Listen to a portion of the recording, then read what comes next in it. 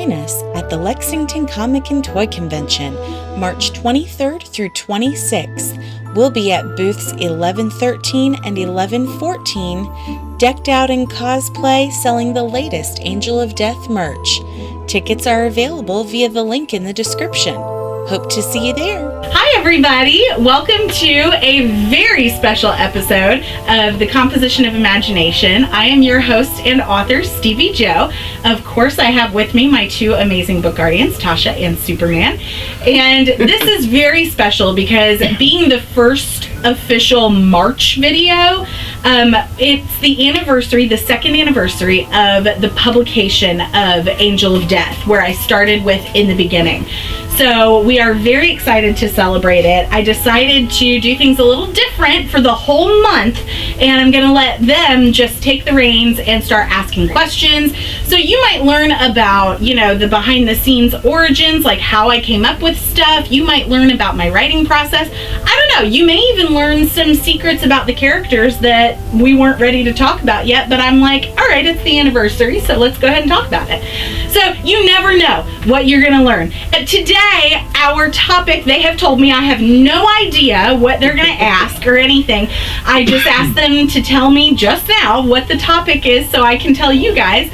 We're starting with, Tasha came up with questions for origins of Angel of Death. So that is what we will be discussing this whole week. So these first 5 videos will be all about the origins of Angel of Death. So without further ado, we can go ahead and get started. And I should say, there are no restrictions, almost. Depends on how much of a spoiler it might be.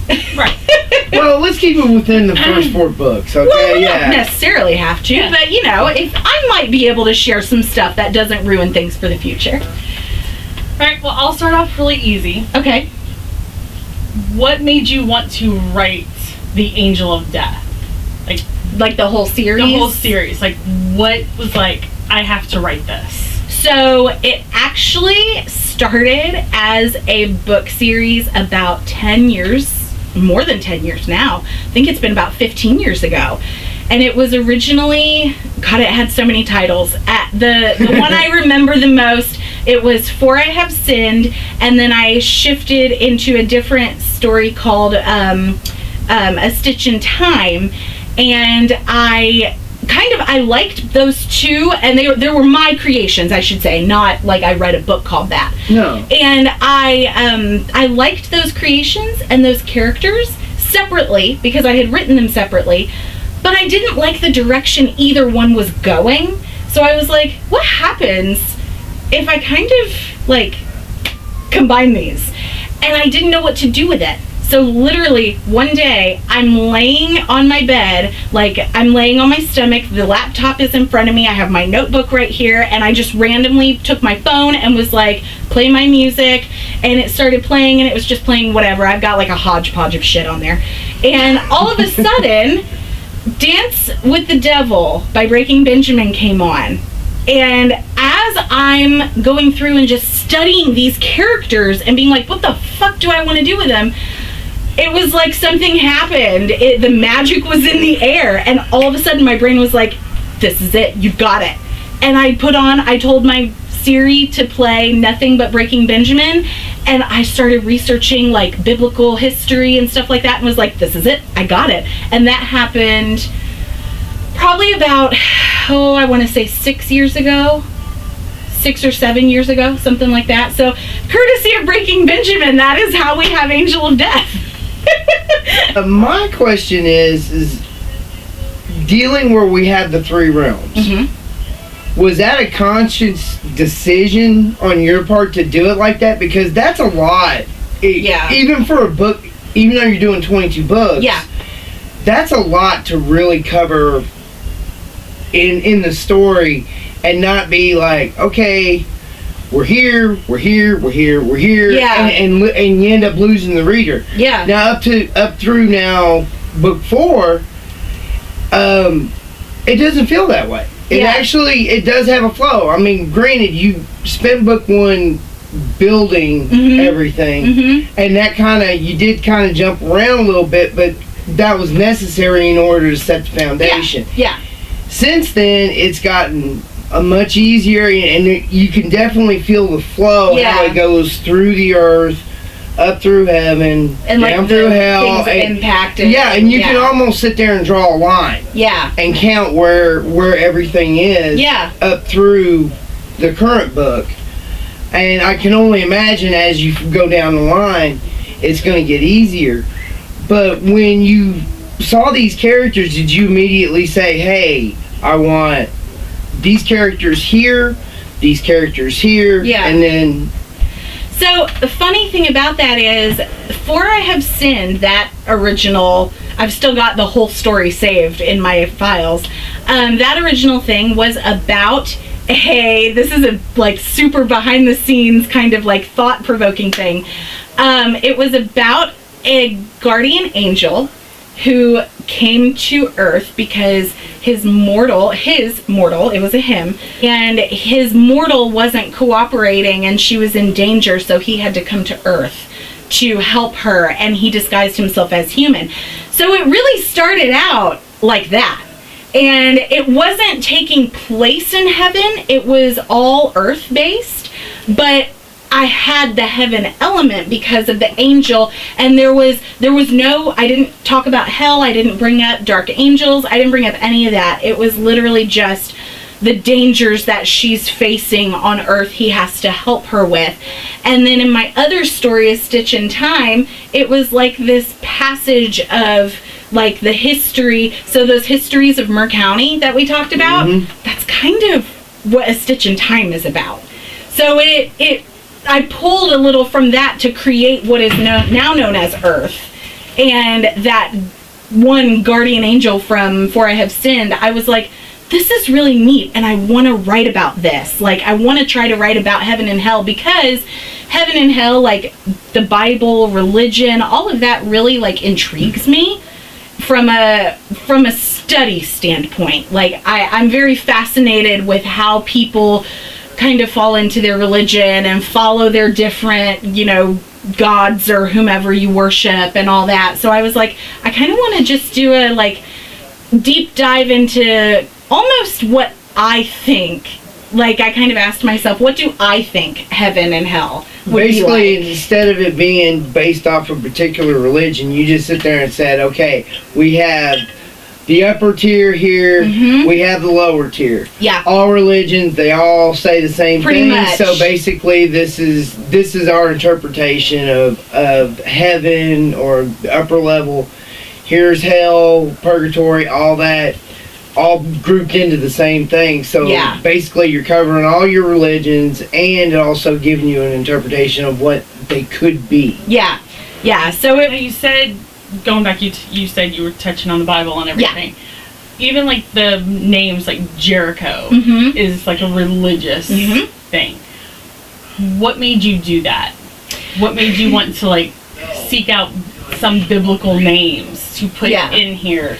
I wanted some sense of reference that was more grounded in what people knew. And I actually specifically chose, like, I did a lot of research choosing these names. And a lot of the names I chose have some kind of, not necessarily a biblical meaning, but like a spiritual or like angelic or demonic kind of meaning. For example, Ezra actually is a major demon from like religious history. That his name isn't Ezra, it's like Azrael, or I took it and kind of just modified it for my needs and was like, all right, this is how his name is. Or maybe but the Jericho name is really funny because I love Y2J. And he, of course, Chris Jericho. So that was one of the reasons, but I was like, I can't have it Jericho, like, just because I like Y2J. And I actually I didn't know a lot about Jericho itself, the city, and all that. So I did do research on that, and I was like, oh my God, this is the perfect name for my leading family, because if you know your Bible stuff, not claiming I know it all, but what I researched on Jericho, basically their name is Jericho because they have to, in combination with Y2J, they have to overcome themselves. They are the ones setting up their own barriers. Yeah. They have to break their own walls down, and they're not doing it. Not right now, anyway. No, they're failing miserably. Yeah. So, along those lines, like where your description of hell, it's very interesting how you describe it, because it almost looks like, to be honest, a European country, because of the way you describe the mountains, and everything. Even though it sounds like it's perpetually dark, with a little, gotta go Lord of the Rings a little bit. Obviously. Mountain Doom. Yeah. Mordor, yeah. And that actually is a little bit of the inspiration. But with the demons and the dark angels and stuff, what was your inspiration to create those the way you did? Because we've seen all kinds of interpretations, and yours, especially like dark angels, you never think of them as, well, if you were to look at one, they look just like the angels in heaven. So I wanted it because in my mind, Lucifer was a fallen angel, right? So he looks like... I've never liked the depiction of the devil or Lucifer as this big red demonic, or if you want to go Dante and do the like 3 heads thing. I've never liked that depiction, because I feel like if that came up to me and was like, hey, I want to give you everything your heart desires with a catch, I'd be like, fuck off, no. Because I don't... But the thing, going back to what you said about Mordor, for those of you who don't know, I'm a huge Tolkienite, and I took a little bit of physical, like, description inspiration from Mordor to do the Kingdom of Hell, but thinking about the devil, I thought, no, I can't do the same beast that I've always done. I want it to be like Sauron, where Sauron was this very alluring, attractive character that deceived people and ended up being basically the devil of, well, the second devil of Middle Earth. And so I took that, and when I thought about Lucifer, I thought, there's no reason why the angels wouldn't be the same way. If he has this like horde of angels at his side, they would be the same way, because he would want them to be able to tempt people the same way he can. And then everybody else can be beastly and nasty, because that's hell, and they're meant to torture the souls and scare them and, keep them kind of, the beastliness keeps them in line because they're too scared to step out of it. Right. Was kind of why I went that direction with it, because I wanted, the farther into hell that you go, the Hellions is what they're called, are less demonic looking and more normal looking. So that was kind of why I wanted to go that way. What do you like to read when you're not writing? Or what inspires you to write? I don't know if that's 2 separate questions or not, but like, what inspires you to write these books and to keep going, making it a 22 series? So I like, when I'm not writing, you can, I don't know how well you can see my books, but I have a hodgepodge of everything. Right. The only kind of book I don't like reading, and this is really funny, I don't like nonfiction unless it's about a topic I'm very passionate. For example, I have Dave Grohl's biography. I have Nick Carter's biography. Like, I like that because I'm really passionate about those bands. But I hate nonfiction, and I can't stand fiction based on World War II. I don't know why. I feel like it's overdone, and I just don't like reading it. When it's like, when I read the back and it's like, it's 1929, I'm like, canceled. That's just not for me. But I like a hodgepodge of stuff because it really keeps my brain active. Right. And working on these different, I'll read things and be like, wow, this was such an interesting story. And then my brain is just like, you could do something interesting with your own writing. And it just kind of does that. But then when I'm not reading, the thing that keeps me going with the writing, honestly, is it's this I don't know, other aspiring writers might, or authors, regular authors might feel this too, but if you've ever seen the movie Tolkien, it's not super historically accurate. Again, we go back to Tolkien. It's not super historically accurate, but the point gets across really well. It's the biography, sort of Tolkien's life and what led him to write Lord of the Rings.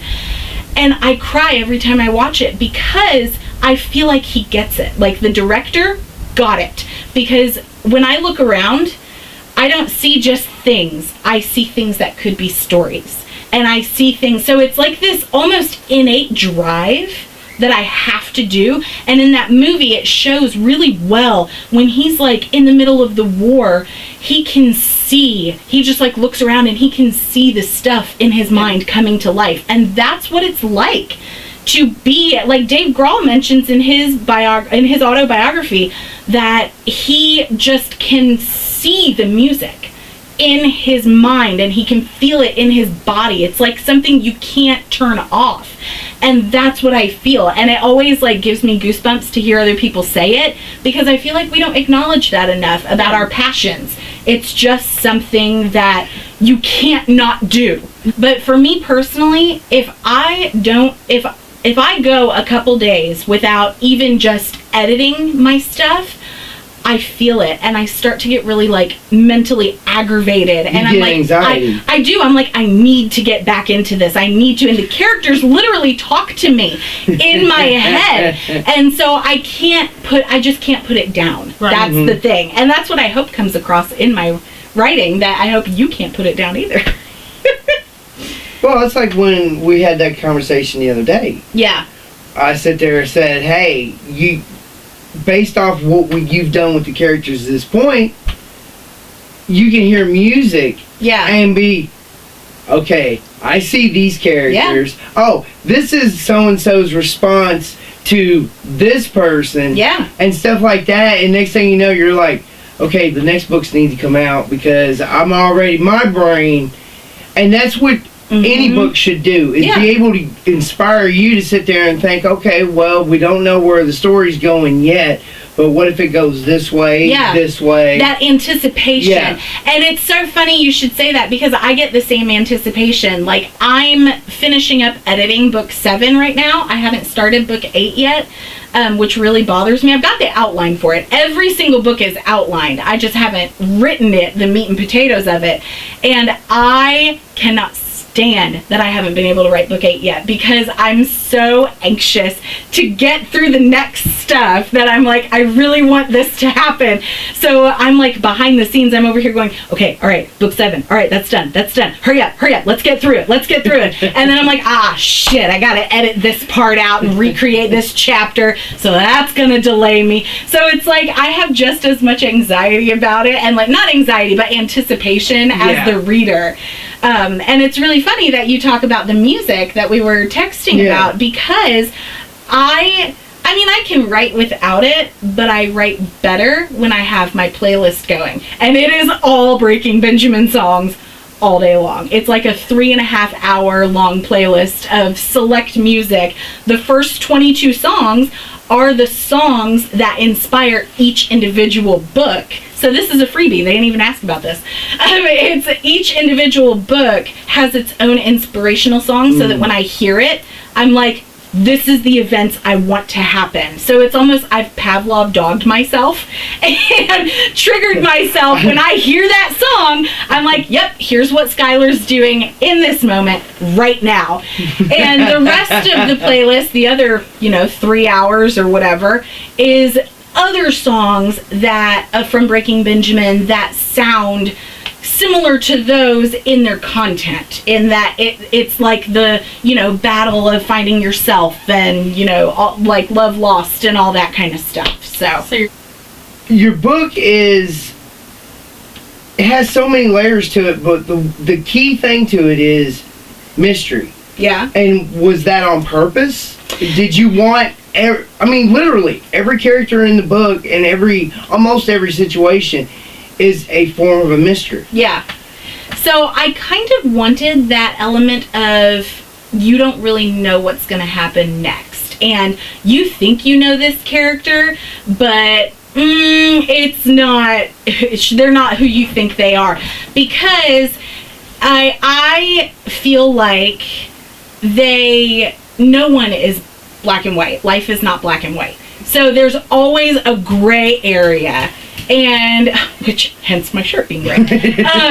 And so I felt like when I was writing these and when I was, kind of helping design the covers and everything, I was like, I need this to be something of intrigue, something that would, inspire somebody to go, hold up, I thought you were telling me this, but is it really like this? Kind of like how you were saying, maybe Derek is a clone. And like in last week's video, Gary was talking about how maybe Skylar killed a sibling or was a genetic product of Dane's genetic research facility, like all of that stuff. So it really, I want you to have those thoughts, because I enjoy when I'm like kind of misdirected when I'm reading, because I like the intrigue. So it does make you think. Yeah, as the author, I like feeling like I'm involved in your book when I'm reading it.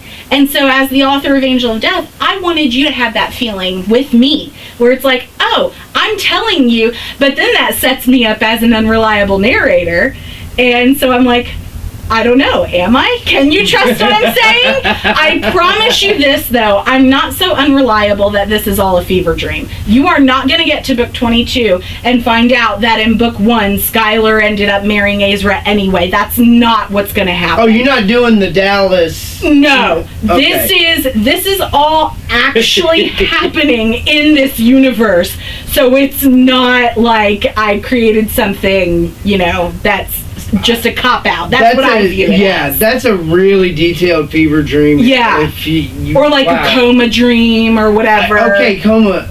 Well, not that I've ever experienced that, but even in TV and movies and stuff, comas are not that detailed. Yeah, and that is not my goal here. This is all actually happening to this family. So that's kind of my thing, where I want to I'm setting myself up as a semi-unreliable narrator with that intrigue, but it keeps you going, because you're like, I bet I can guess what's happening next, and then I throw you a curveball, and there we go. So, well, thank you guys. That's all the time we have for this video, but we're going to continue the Origins discussion in the next video tomorrow. So be sure you subscribe so you get notified when it gets posted. So be sure you tune in tomorrow. Join us at LexCon. I'll remind you all month long. Don't worry. So thanks for joining us for this episode. We will see you tomorrow. Catch up on the Angel of Death series today. The first 4 entries are now available directly at steviejoeauthor.com.